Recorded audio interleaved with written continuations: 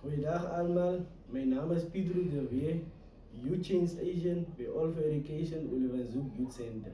En ik zit met mijn collega's hier zo, ik vraag dat een en elk van hulle voorstellen. Good day, everyone. My name is Pilon Chechunyani, and I am a youth change agent at All for Education Olifantshoek Youth Center. Goeiedag allemaal, ik is Kamugelo Joseph, maar hulle noem my Kam. Ik is een youth agent voor All for Education bij Olifantshoek Youth Center. Dumela Mareti. Ke nna Mogomotsi Andise en I'm a youth change agent at Olifantshoek Youth Center.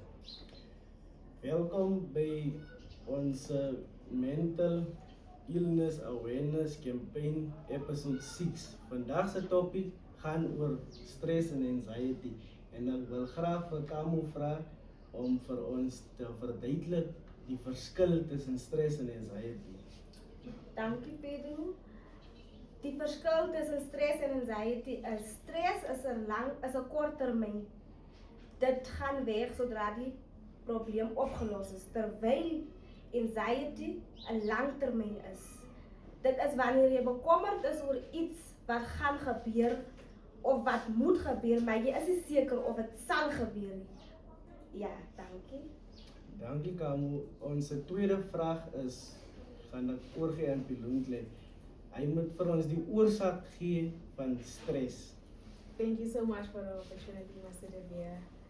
Well, we know that stress is the body's natural response to pressure, to challenges, and difficult situations.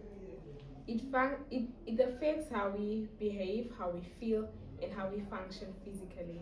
Most common causes of stress can be work pressure, school problems or poor performance in school.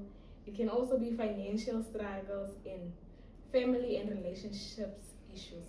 These are the common causes of stress. Thank you. Dankie Pilontle. Ons gaan oor na onze laatste vraag toe en dis Kamu, Amu. Ons wat vir ons moet verduidelik die gedrag tydens stress. Thank you, Mr. Pedro. Fa o le ka tlasa kgatelelo ya tlhaloganyo, ke fa o sa je sentle, o opelwa ke tlhogo ruri, o sa dire sentle ko mmerekong kgotsa ko sekolong, kgotsa o sa robale hantle. Ik zeg dankie aan mijn collega's wat gepraat het oor die topic stress en anxiety. Ik hoop alle kijkers en luisteraars het geniet. Dankie.